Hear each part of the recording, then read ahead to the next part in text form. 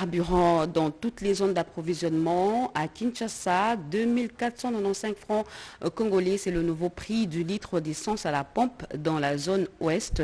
Une augmentation de 150 francs qui cache en réalité d'énormes efforts du gouvernement. Les détails dans ce journal. Au sommaire également, il aura passé 37 ans à la tête de l'Angola avec une intervention aux côtés de la RDC agressée en 1998. Eduardo dos Santos a finalement cessé de lutter contre les complications neurologiques à 79 ans. Il s'est éteint ce vendredi, peu avant midi en Espagne, où il était hospitalisé. Voilà pour le sommaire. Il est 20h03 à Kinshasa, 1 heure de plus à Bassoko dans le Chopo. C'est l'heure de vous informer. Mesdames et messieurs, bonsoir et très heureuse de vous retrouver à travers cette grande édition d'informations sur la chaîne nationale. Le sommet de Luanda, tenu le mercredi dernier, a mis en place une feuille de route qui impose la cessation des hostilités dans l'est de la RDC et le retrait sans condition du M23 sur le sol congolais. Tous ces sujets ont fait l'objet d'un point de presse. Le vice-premier ministre des Affaires étrangères et le ministre de la Communication et des médias ont répondu aux questions des professionnels des médias. Regardez. 4 fronts. Le front militaire qui est tenu, les fronts diplomatiques pour lesquels on vous a donné les éléments aujourd'hui. Il y a le front judiciaire.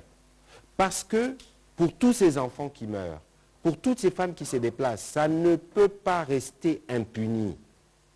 Ça veut dire que le moment venu avec mon collègue des Affaires étrangères et de la Défense, nous travaillons sur ça. On va collecter les éléments des preuves. Il faut que tous ceux qui posent des actes y répondent. Et puis, il y a les fronts médiatiques. Au Rwanda, c'est un régime à pensée unique. Ici, nous sommes dans un régime démocratique où les gens se permettent de critiquer l'armée. On peut critiquer les chefs de l'État comme en politique. On ne peut pas critiquer le commandant suprême en état de guerre. Ça veut dire qu'aujourd'hui, même vous, le média, vous devez l'intégrer. Il y a une directive du Conseil supérieur de l'audiovisuel et de la communication qui fixe la ligne à suivre. Et donc aujourd'hui, moi, je vois parfois l'ennemi utilise les canaux ici pour passer ses messages et nous infiltrer, s'aimer la division comme ils en ont l'habitude. Et donc, c'est aussi cela votre devoir patriotique et comptez sur nous pour vous apporter les informations, comme nous sommes venus aujourd'hui en toute transparence. Mais les informations opérationnelles, les informations des guerres, on ne peut pas toujours les divulguer parce que cela peut être utilisé par l'ennemi. Et malheureusement, on voit parfois des images circuler des militaires au front, parfois qui ne sont pas authentiques, parfois qui sont faux, mais tout ça, vous devez faire attention pour nous appuyer, pour qu'une fois, pour toutes, nous puissions en finir. Vendredi, c'est aujourd'hui et la tradition a été respectée. Les membres du gouvernement étaient en visioconférence pour la 61e réunion du Conseil de ministres. Les comptes rendus sera fait par le ministre de la Communication et des médias, porte-parole du gouvernement, Patrick Mouyaya, juste après ce journal. Il faudra débourser 150 francs de plus pour obtenir un litre de carburant à la pompe. Le ministère de l'économie nationale vient de réajuster le prix à travers un communiqué. Et ce matin, à Kinshasa, la population a rencontré les automobilistes véreux qui profitent de ce réajustement pour augmenter le prix du transport en commun. D'autres encore s'inquiètent de cette situation. Béatrice Chako et Siande Emaka. Le prix du carburant continue à prendre de l'ascenseur en République démocratique du Congo comme partout ailleurs dans le monde. C'est le constat vécu ce vendredi 8 juillet 2022 dans tous les points d'approvisionnement du carburant de la capitale. Le ministère de l'économie nationale a à cet effet fixé les nouveaux tarifs de carburant terrestre dans toutes les zones d'approvisionnement. À l'ouest, l'essence se vend à 2495 francs le litre au lieu de 2300 francs congolais. Le gasoil au même prix et le pétrole revient à 2100 francs congolais. Quelques consommateurs réagissent. Mais toujours respecter le prix à transport. Nous demandons au gouverneur de la ville de Kinshasa d'afficher des tarifs de course pour les transports en commun pour la ville de Kinshasa. Il y a un problème depuis que la guerre de l'Ukraine a commencé. Ça a attaqué presque le monde entier, c'est ça ce que moi je comprends. Si cette augmentation est mondiale, nous n'en pouvons rien. Mais si c'est seulement chez nous, au pays, nous demandons aux autorités de revoir ce prix à la baisse. Notons que ce réajustement des prix est motivé par l'évolution considérable des paramètres de la structure des prix et la nécessité de maintenir l'équilibre du système d'approvisionnement du pays en produits pétroliers. Réajustement du prix du carburant à la pompe, quels sont les paramètres qui expliquent cette situation et comparativement à d'autres pays du monde, est-ce que la population congolaise peut-elle s'estimer heureuse malgré ce relèvement du prix de son carburant? Et toutes ces questions ont été posées au secrétaire général à l'économie nationale, Célestin Tuité, par nos reporters. Guilain Kassou. La nouvelle structure de prix du carburant à la pompe dans différentes zones d'approvisionnement est désormais connue. Le secrétaire général à l'économie nationale, Célestin Tuité Mwembo, donne les raisons de ce réajustement.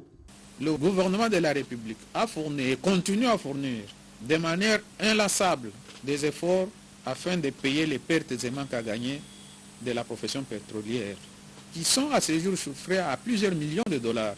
Et ceci pour d'une part garantir l'approvisionnement du pays en produits pétroliers et d'autre part préserver la paix sociale face à cette crise énergétique mondiale.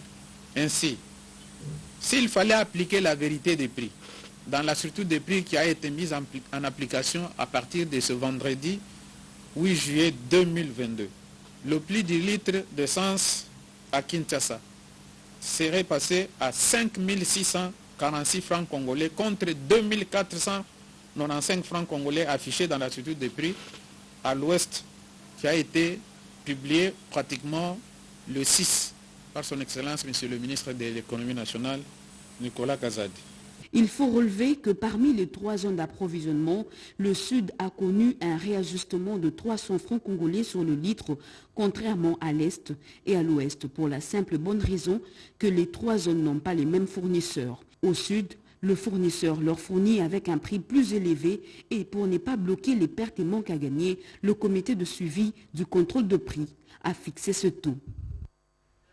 Une aréna à Kinshasa, l'accord est signé, 20 000 places modulables pour spectacles et manifestations sportives. C'est l'une des infrastructures à construire dans le cadre du contrat que le gouvernement congolais, par le truchement du Premier ministre, vient de signer avec une entreprise turque, Souma. Les détails avec Patit Ndouangou, Marcel Mobenga et bienvenue le Salah.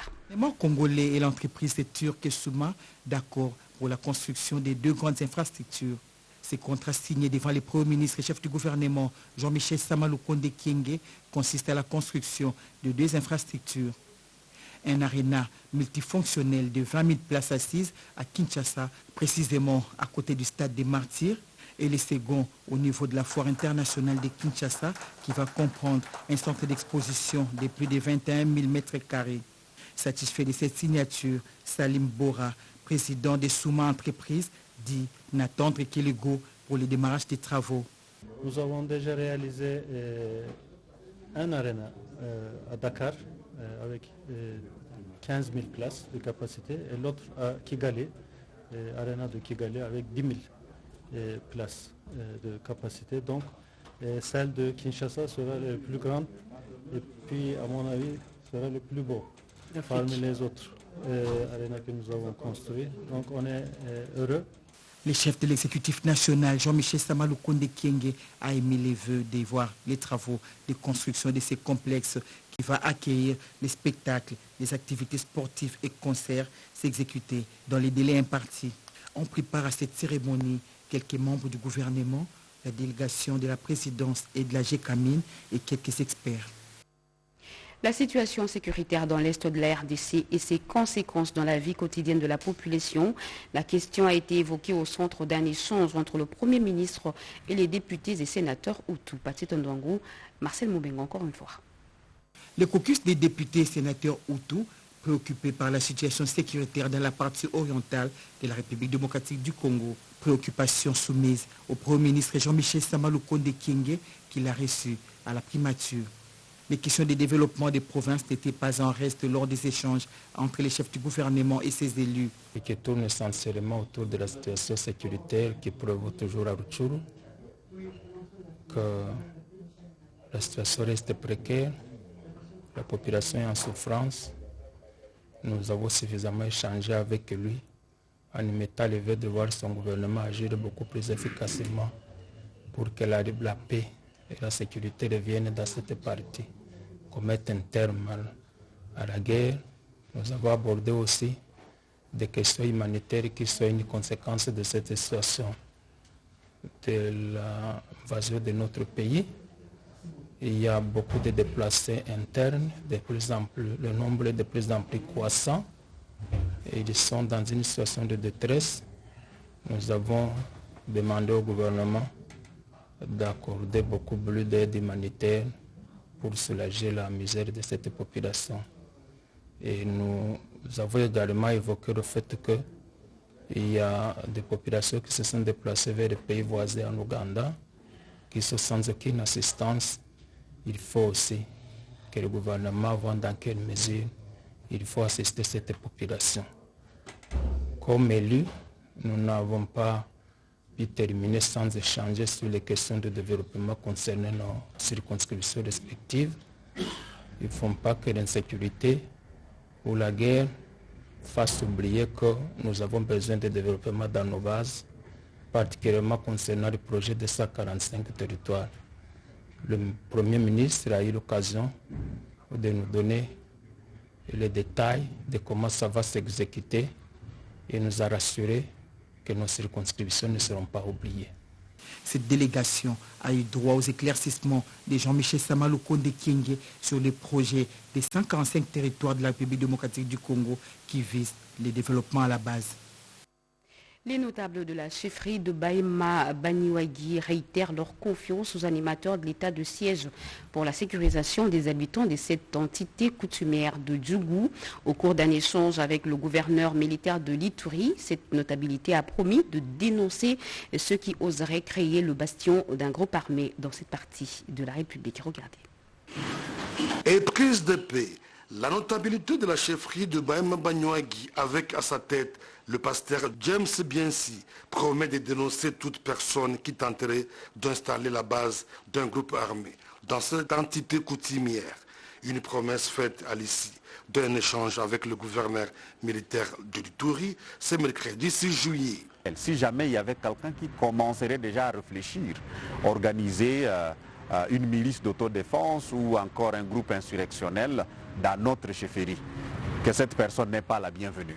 Parce que la chefferie de Bahema Banyuagi, c'est une chefferie très paisible, avec un peuple très paisible, où nous vivons avec nos frères Lendu Bale en paix. Par la même occasion, ces notables appellent la population de la chefferie de Bahema Banyuagi à continuer de vaquer librement à ses occupations, car des dispositions sont prises par l'administration militaire pour la protéger. Nous appelons chacun à la paix et à la population de la chefferie de Bahema Banyuagi vaquer normalement à vos occupations de pêche, d'agriculture, d'élevage. Et si jamais il y a quelque chose que vous remarquez de louche, s'il vous plaît, informez les autorités locales, les autorités militaires, les autorités provinciales. Concernant l'absence de leur chef Yves Kawapanga Mantro, c'est notable de la chefferie de Bahema Banyuagi, l'invite à revenir dans son entité. La 6e session extraordinaire du comité technique spécialisé sur la justice et les affaires juridiques en format hybride a ouvert ses portes à Addis Abeba. La voix de la RDC est portée à ses assises par la ministre d'État, ministre de la Justice et garde de Sceaux, Madame Rose Mutombo, qui les a présidé en qualité de la 2e vice-présidente. Le poste de président et de premier vice-président reste encore vacant. Les détails avec Betty Amani. Cette session avait pour objectif d'examiner l'instrument juridique du projet d'amendement des statuts du Centre africain pour le contrôle et la prévention de maladies, KCM. La réunion ministérielle a été précédée et préparée par une réunion des experts juridiques gouvernementaux le 28 et le 29 juin 2022. Ainsi, ce projet d'amendement est envoyé au comité permanent de cette organisation régionale. Il sera soumis à la réunion du conseil exécutif qui se tiendra du 14 au 15 juillet prochain à Lusaka, capitale de la Zambie. C'est la ministre d'État, ministre de la Justice et garde des Sceaux, Rose Mutombo Kiese, qui a présidé cette 6e session extraordinaire du comité technique spécialisé sur la justice et les affaires juridiques de l'Union africaine. La République démocratique du Congo, que j'ai l'honneur de représenter ici, a le privilège, en sa qualité de deuxième vice-présidente du bureau, d'assurer la présidence de cette session ministérielle. Puis-je me permettre, estimés collègues, d'encourager les deux régions concernées à privilégier le consensus pour qu'enfin la composition de notre bureau soit complète. Les conseillers juridiques par intérim de la KCM, le docteur Guy Fleury Ntouari, a souligné le fait que la session a été convoquée suite à une demande de la Gambie à d'autres États membres afin d'examiner le dit projet. Attention, le crime d'agression désormais sur la liste de la Cour pénale internationale et la justice transitionnelle sur la table du gouvernement congolais, le bourreau de la RDC qui se donne le vilain plaisir de déstabiliser la sauvegarde et l'intégrité du territoire national. Personne ne sera épargné, comme nous témoigne Blaise Boko qui est dans ce commentaire. Les 20 ans de la CPI depuis sa création, une opportunité pour la République démocratique du Congo qui a été le premier pays au monde à livrer ses fils auteurs de crimes contre l'humanité, crimes de guerre et crimes de génocide. Le professeur Luzolo Bambi salue l'insertion d'un autre crime, celui d'agression, sur la liste de la CPI. Par rapport au déclenchement de la responsabilité pénale des autorités, soit du Congo ou d'un pays étranger, qui aurait poussé les gens à commettre des crimes au Congo, c'est important de dire que le crime d'agression a été validé par la Cour pénale internationale. Nous devrions, nous, Congo, aujourd'hui et demain, que pourrait éventuellement se servir notre pays face à tous les auteurs possibles, qu'ils soient des auteurs congolais, qu'ils soient des auteurs étrangers, qu'ils soient même des multinationales. La justice internationale est certes pour juger les seigneurs de guerre en République démocratique du Congo, mais les instances judiciaires congolaises doivent également s'inviter pour s'occuper d'autres crimes commis à travers le pays. C'est le bien fondé même de la justice transitionnelle. La justice transitionnelle, je considère que c'est une panacée pour le développement de notre pays. C'est la porte de sortie, c'est la voie à suivre pour restaurer la confiance avec la population et remettre la justice en ordre de bataille et promouvoir la véritable réconciliation et le retour à la dignité des Congolais. Au regard de la prolifération des groupes armés dans la partie orientale du pays, Luzolo Bambi met en garde ces groupes armés et leurs parrains. Je pense aujourd'hui, plus qu'hier, on a besoin que le Congo refasse surface avec sa justice, jointe à la justice pénale internationale. C'est cela la voie à suivre pour nous restaurer en tant qu'État de droit, c'est-à-dire un État au sein duquel les crimes les plus graves ne peuvent rester impunis. Une chose est vraie, le peuple congolais, uni comme un seul homme, est derrière le commandant suprême des forces armées de la République démocratique du Congo, Félix Antoine Tshisekedi Tshilombo, et les forces loyalistes pour contrer les élans belliqueux des ennemis de notre pays. Kinshasa va accueillir du 19 au 25 juillet courant la deuxième session ordinaire de la conférence des chefs d'État et des gouvernements des pays membres de la CEAC. Et les invitations à ces travaux ont été remises aux diplomates des pays membres par le ministre Didier Mazenga au cours d'une réunion qu'il a présidée ce matin. Vital Pagabita.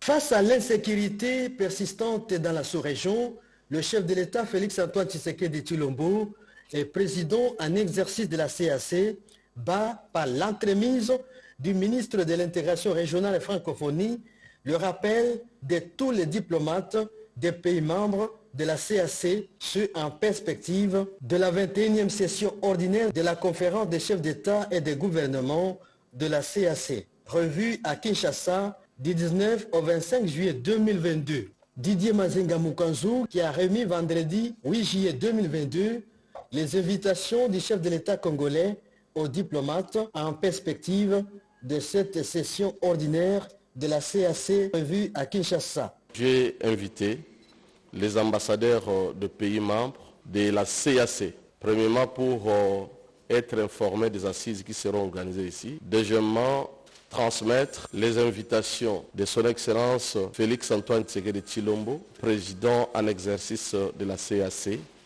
à ses homologues, en leur demandant de participer personnellement à ces assises pour régler nos différends au niveau de la région et de la sous-région liés à la paix et à la sécurité.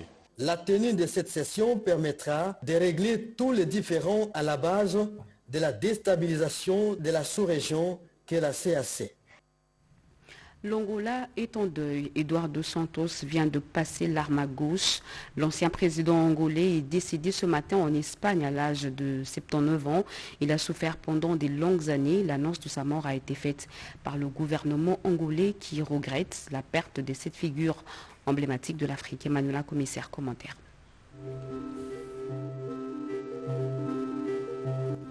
C'est une figure africaine qui vient de s'éteindre. José Eduardo dos Santos a tiré sa révérence à l'âge de 79 ans ce vendredi 8 juillet 2022 en Espagne. L'ex-dignitaire angolais était malade depuis de longues années, mais ces derniers mois, sa santé s'était beaucoup dégradée. En juin, un quotidien portugais le disait entre la vie et la mort. Il est finalement décédé à Barcelone ce vendredi. L'homme avait régné pendant 37 ans à la tête de l'Angola avant d'abdiquer en 2018. Le gouvernement angolais annonce la nouvelle de son décès avec une grande douleur et consternation. C'est là un court message publié sur les réseaux sociaux précisant que le décès est intervenu en fin de matinée. Fils de maçon, José Eduardo dos Santos a grandi dans les barrios de Sabizanga, une bidonville de la capitale Luanda. Militant contre le colon portugais, il s'engage à seulement 19 ans dans le MPLA avant de rejoindre la lutte armée. Puis il intègre le gouvernement, il devient Premier ministre et enfin président en 1979 à la mort d'Agostinho Neto. Fin stratège, Zedou, comme l'appelaient les intimes, conservera sans jamais être élu les rênes du pouvoir pendant presque 4 décennies. Que son âme repose en paix. Les assurances obligatoires dans le secteur aérien vont bientôt être contrôlées. L'autorité de régulation et de contrôle des assurances et l'autorité de l'aviation civile se sont rencontrées pour finaliser la stratégie à mettre en place. Edith Chala. Dans le cadre du programme de contrôle des assurances obligatoires,